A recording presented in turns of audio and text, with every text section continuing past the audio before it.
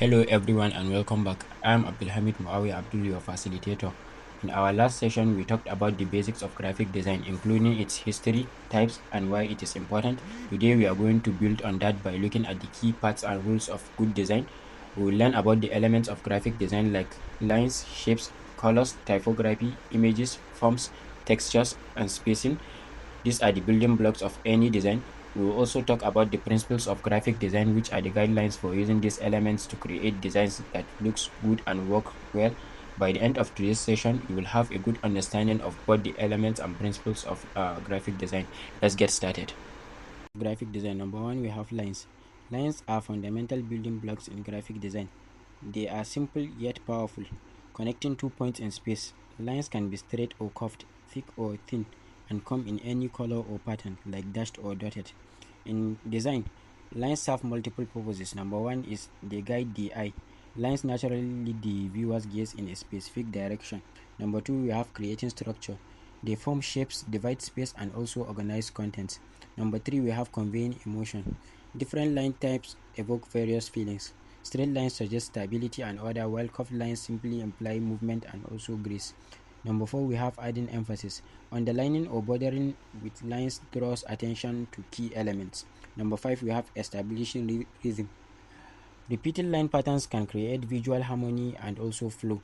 Lines interact with other design elements to form more complex visuals. For instance, multiple lines can create texture, while close lines form shapes. The orientation of lines also matters. Horizontal lines suggest calmness and rest, while vertical lines imply strength and growth. Then we have diagonal lines create dynamism and also movement. When using lines, consider the weight, that is the thickness, then the style and also the color. These attributes affect how the line is perceived and also its impact on the overall design. In practice, lines appear everywhere in graphic design, from the edges of text boxes to decorative elements, from infographic connectors to logo design. Mastering the use of lines allows designers to create clear and engaging visuals. As you develop your skills as a graphic designer, pay attention to how lines are used in design around you and experiment with different line types in your own work. Next on the element of graphic design is shapes. So everything is ultimately a shape. All objects are composed of shapes and all visual elements are shapes in some way. In design, shapes have two dimensions and are measured by their height or width. Shapes are defined by their boundaries, such as lines or colors, and can also be created with negative space. Shapes are used to add interest and also substance to a piece of graphic design work. They can be used to decorate, symbolize, and create also patterns and textures. Now, there are two types of shapes that we have, which are the geometric and organic shapes.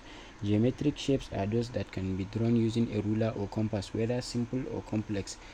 This produces a feeling of control or order. And we have organic shapes. Organic shapes, on the other hand, are shapes that can be drawn freehand or found in nature. Organic shapes, whether simple or complex, produce a natural feel. Now, it is important to keep in mind that shapes are single visual elements. In design, we begin to place shapes together, we create a relationship between them. However, simple or complex, uh, it is the its relationship between these shapes that can trigger feelings, convey message, and also engage an audience and add emphasis to a portion of a layout and create movement. For instance, let's explore a famous example that perfectly illustrates the distinction between positive and negative shapes. Rubin's vase. This optical illusion, developed in 1915 by a Danish psychologist, Rubin, is now a well-known classic. When you focus on the positive shape in the image, you see a vase, but when you shift your attention to the negative space, the vase disappears, and instead you will see two faces in the profile. This simple yet powerful illusion demonstrates how positive and negative shapes can completely alter our perception of a design. In design, geometric and organic shapes can combine together on many levels to create various design elements we use to communicate. One of the example of this is with brand logos. In logos, shape is used its purest form. Here are some of the examples of well-known brand logos. Here we have a mix of logos. Some are made with geometric shapes, some with organic shapes, and some with the combination of both. We have some that are single solid shapes and some that are composed of few shapes placed near each other. Keep in mind that proximity is also playing an important role in the logos that are made with the few shapes. If you were to move some of the shapes further away or closer, they will have an entirely different look and feel. So here shape is used as a symbol. Shape is what makes up the foundation of any composition. A layout can be simple, made up of one or few shapes, or complex, made by groups of many individual shapes. So in design, shapes can be used in many ways. It's how they are arranged that determines the visual outcome when creating a composition. You must always consider how the visual elements of your design are creating shapes, how the shapes interact, and also how they work together to present and also communicate the intended messages. Another element of graphic design is color. So colors play one of the biggest roles in graphic design. It can be used to give emphasis or be used as a mechanism of organization or to create impact and also create a specific look and feel in a piece of a graphic design work. So as a graphic designer, having a good knowledge of color theory helps you when working with color. The color theory provides us with the practical guidelines to help us mix colors and also create interesting color combinations. And it all starts with the color wheel. The color wheel is really a useful tool designed to help us choose colors that work well together.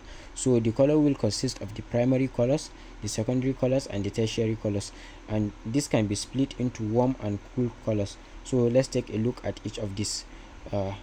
So first, the primary colors. The primary colors make up the basis of the color wheel. Here they are the red, yellow, and the blue.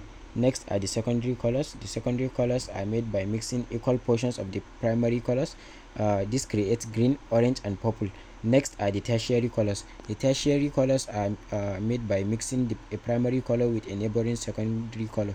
For example, if we mix a yellow with the orange, we get a yellow-orange color in between. If we continue to mix the primary and the neighboring colors, we fill the gaps and get the remaining tertiary colors. Then now if we separate the color wheel, we get two categories, that is the warm and the cool colors. On the right we have the warm colors. This incorporate the red, violet colors through the yellow. On the left we have the cool colors. This incorporate the colors yellow through the indigo. So that completes the color wheel.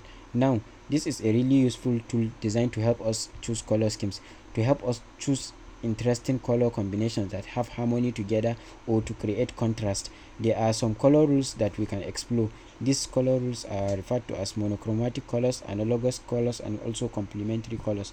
The last one is tridec colors. First, we have the monochromatic colors. The monochromatic colors are shades and tints of the same color. The color scheme is typically balanced and easy on the eye. Next, we have the analogous colors. These colors are those found close to each other on the color wheel.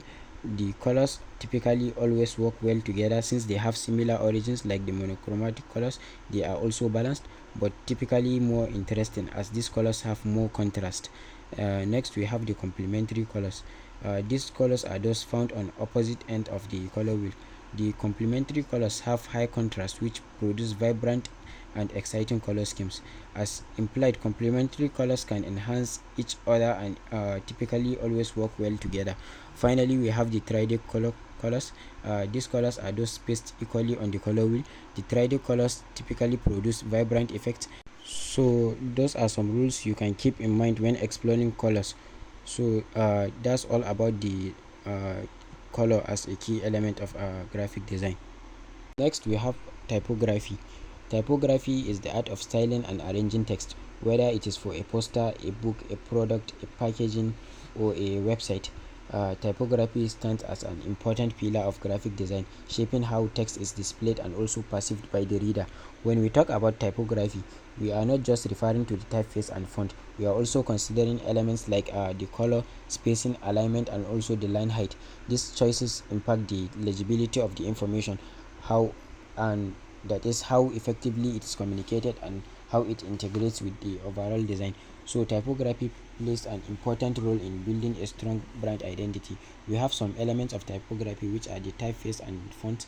uh, um, Typeface and fonts both determine how the text is styled, but they are not the same thing.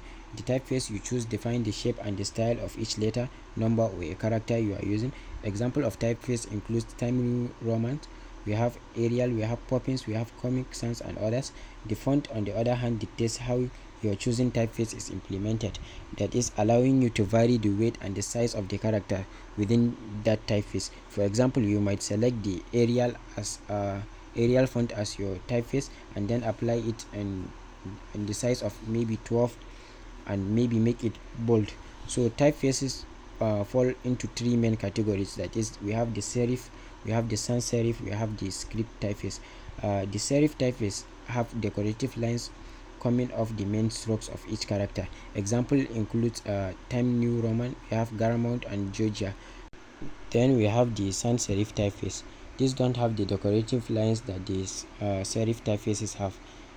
Example include Arial, Roboto, Poppins, Verdana. They are often modern and easy to read typeface, often used in the website and apps. Then next we have the script typeface. These usually look like handwriting or calligraphy. They are usually curly, flowing, and generally used in small doses for decorative purpose. Example of those typefaces include Lobster, Pacifico, and Handley. Then next we have kerning as an element of typography. Kerning refers to the space between the two individual characters, like the space between the letter T and the letter Y in the word typography.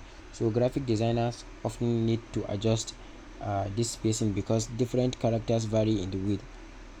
For instance, the letter T is narrower than Y. Adjusting the kerning is very important for creating the visual harmony and also ensuring readability. Next, we have tracking. While kerning adjusts the space between individual pairs of character, tracking adjusts the spacing between all characters in a word or block of text. By decreasing the tracking, you make the text look more tighter. Increasing tracking also adds more white space and making the text looser. Tracking helps in creating visual balance and also ensures that the text is legible. Next, we have leading. Leading, also known as line height, refers to the vertical space between two lines of text. The term comes from the printing industry, where strips of lead were used to separate lines of text on a manual press. Now, in modern design, you can adjust line spacing in document to achieve the desired effect. Like tracking and kerning, leading ensures the visual balance and also enhances readability of text. The next element of graphic design is form. Form is described as any three-dimensional object. Forms are the 3D equivalent of shapes and are measured by their height, width, and also depth. Forms can be illustrated or constructed and can be defined by the presence of shadow on surfaces or faces of an object, and can be enhanced by the use of tone, texture, and also color. Form Form adds visual dimension and can be stimulating and also engaging to the eye because it adds realism and depth that draws your attention. Form adds a 3D quality that can trigger sensation of touch, that is maybe rough, smooth, hard, soft, hot or cold, round or pointy.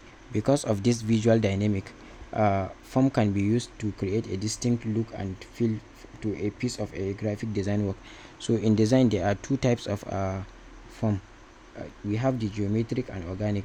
Geometric forms are forms that appear man-made, whether simple or complex. This produce a feeling of control, order, and appear to be clean and also sterile. Next, we have organic forms. Organic forms are forms that appear more natural. Organic forms, whether simple or complex, produce a natural feel. The next element of graphic design is texture. Texture is the way the surface feels or is perceived to feel. Texture is used to create a visual tone and can influence the look and feel of a piece of graphic design work. It is used to attract or repel interest to an element depending on the pleasantness of the texture. So in design, there are two types of textures. That is, we have the image texture and the pattern texture. Image texture is generated from a combination of organic or geometric shapes and colors. Uh, this can be a simple or complex and generally appears random to create a particular look and feel. The eye likes to look at an image texture It can be like the sense of smell and touch, though you can't see anything in particular, but it triggers your feelings of emotions and sensation of touch. Image textures can be environmental, biological, or man-made. Here are some examples. We have environmental texture. This can be wooden, grain, sand, water, stone, or the stars in the sky. Then we have biological texture, which can be the skin, fur. We have the feathers and also animal prints. Then we have man-made texture. This can be paintings, illustrations, dyes, cloth, papers, typography, photographic effects, and so on. Because of the image texture's abstract nature and ability to trigger feelings, emotions, and also excite the senses, it can be used to engage and add a distinct visual tone to a piece of graphic design work. Next is pattern texture. Pattern texture is again generated from organic or geometric shapes and color. Though pattern texture is mostly manufactured, patterns can be simple or complex, but unlike image texture, which generally appears random, patterns appear more structured. Repeating a formation of shape and color will result in a pattern texture, while also repeating a logo in a formation will also result in pattern texture. Like image texture, pattern texture also tantalizes the senses, but in a different way. Patterns trigger our visual senses rather than our emotional senses, perhaps because pattern is more structured and less abstract. Pattern is more about visual recognition due to the shapes that repeat themselves. Because of this, in design, pattern texture is used and works well as decoration. A good example of this is in branding. Pattern creates a very distinct look and feel, and because of its repetitive nature, a brand can use the visual design element as a way to decorate and make you remember their brand. The next element of graphic design is space. Space creates the visual essence and dynamic of a composition. In design, there are two types of space. We have the positive and negative space. The positive space can be perceived as a two-dimensional or three-dimensional. It refers to the shapes of objects and usually represent anything that is considered the main focus of the page, while negative space or empty space is the part of the design that is not there, the space between the visual elements. This can also be the background color of a design. Negative space is important because it helps frame and contain a composition. It connects or disconnects shapes to suggest relationship between them and also avoid visual clutter to make them look clean. This helps balance a composition and focuses the viewers on something specific.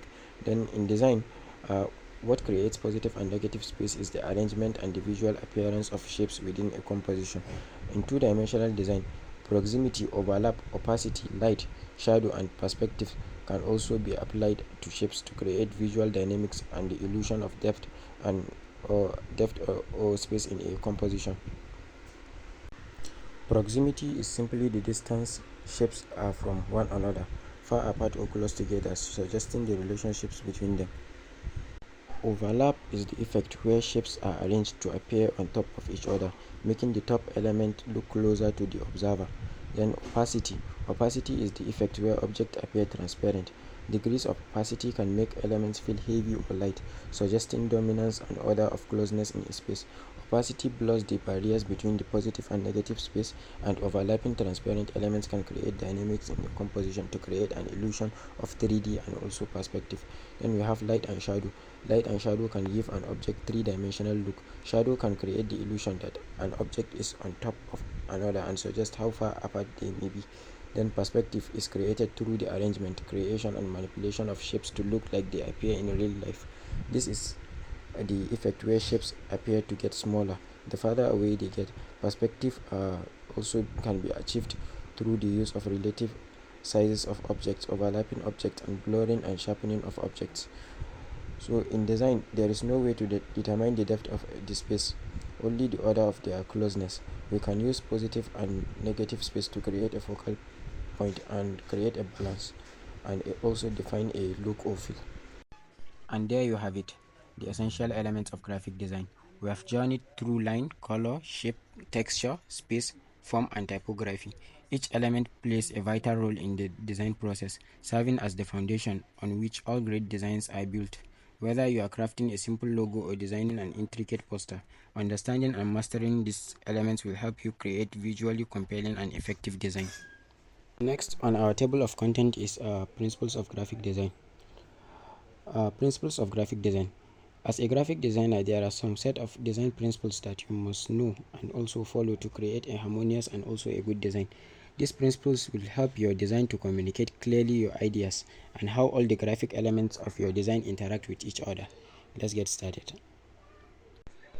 Number one, we have contrast. Contrast is a fundamental principle in graphic design that refers to the difference between two or more elements in a composition. So it is used to create visual interest, emphasize important information, and also guide the viewer's eye through a design. Contrast can also be applied through various aspects of design, including color, size, shape, texture, and also typography. The main purpose of contrast is to make certain elements stand out and create a clear visual hierarchy in your design. The image on the screen here shows what color contrast is. On the left hand side, we see high contrast between the white text and the dark green background. So this creates a strong visual impact and also ensures the text is easily readable. The difference between the light text and the dark background immediately draws the attention of a person and help pass the message clear. While on the right hand side, the blue text and the green background has a low contrast. The colors are closer in value, making the text harder to read and less impactful. This poor contrast can lead to strain on the viewer's eye and may cause important information to be overlooked. Next is balance. Balance in graphic design refers to the distribution of visual weight within a composition. It is all about creating harmony and stability in design by arranging elements so that no one part overpowers or seems to be heavier than the other. Looking at the image below from the left side, the side shows a symmetrical balance. Two identical white circles are placed at equal distance from the center on a green background. So this creates a stable, harmonious composition that is pleasing to the eye.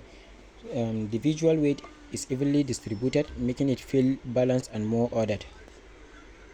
While the right side demonstrates poor balance, the two red circles of slightly different sizes are placed asymmetrically on a white background with a red border. The placement feels random and unbalanced. The larger circle on the left creates more visual weight, making the composition feel tilted or unstable.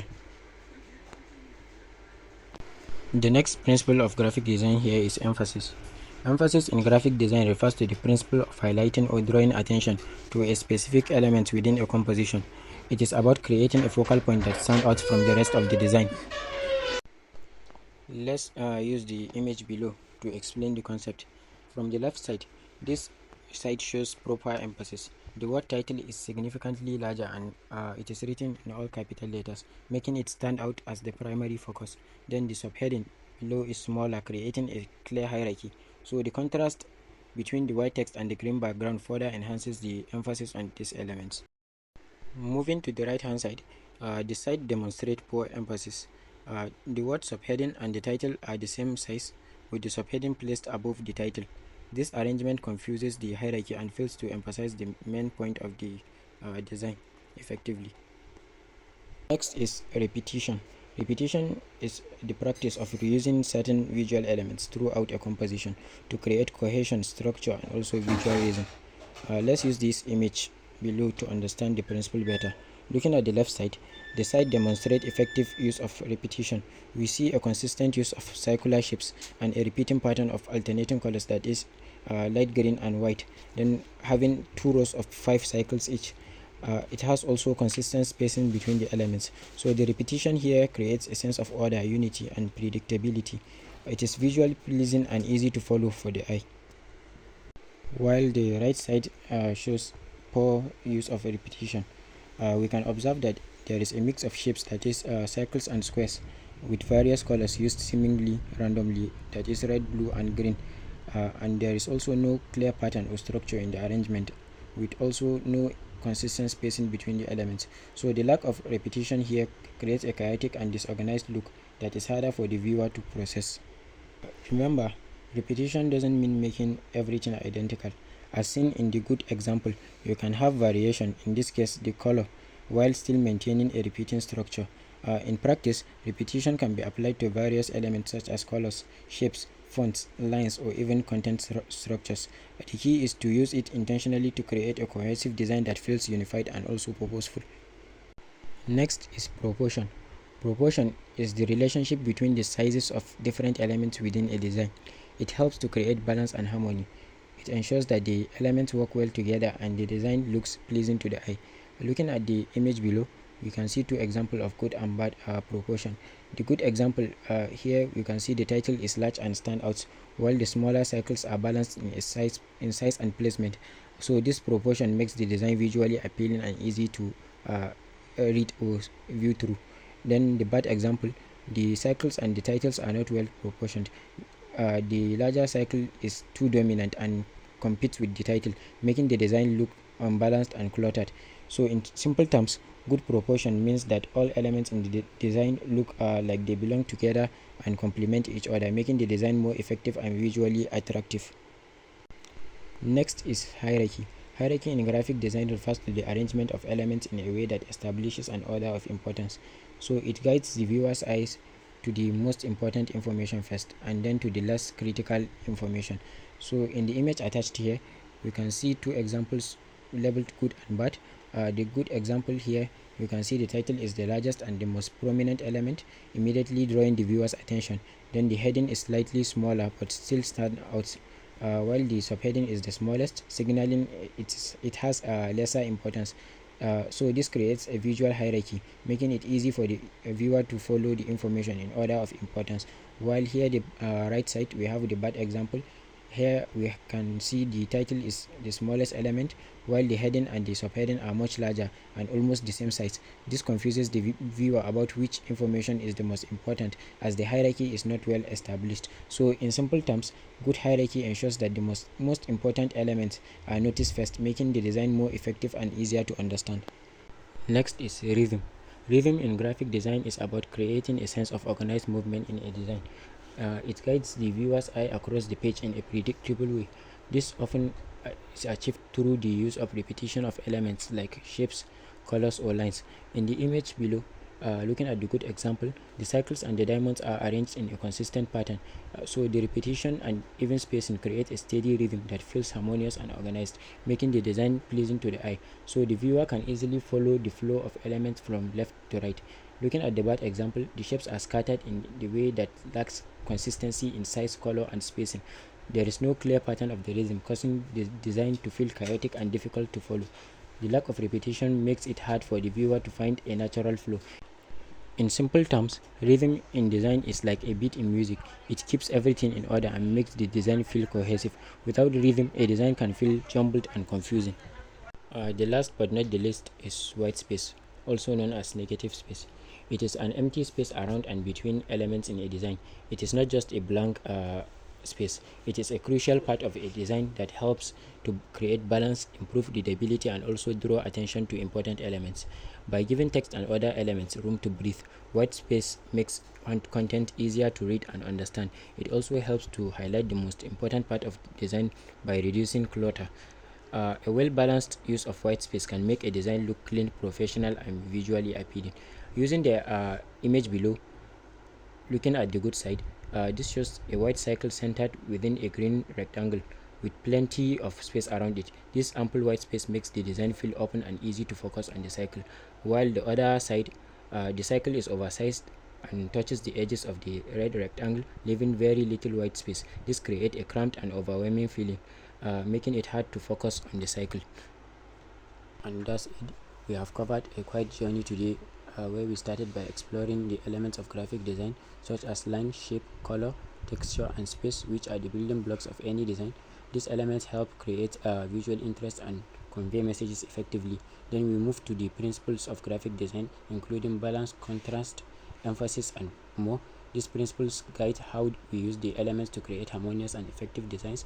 All the sessions we had has been all about theory part of graphic design course, and we have now come to the end of the theoretical exploration. Thank you for your engagement and participation throughout the theory sessions. I'm excited to guide you through the practical applications in the subsequent phases of our design course. Get ready to put your new knowledge into action and discover the joy of creating your own design. Happy designing.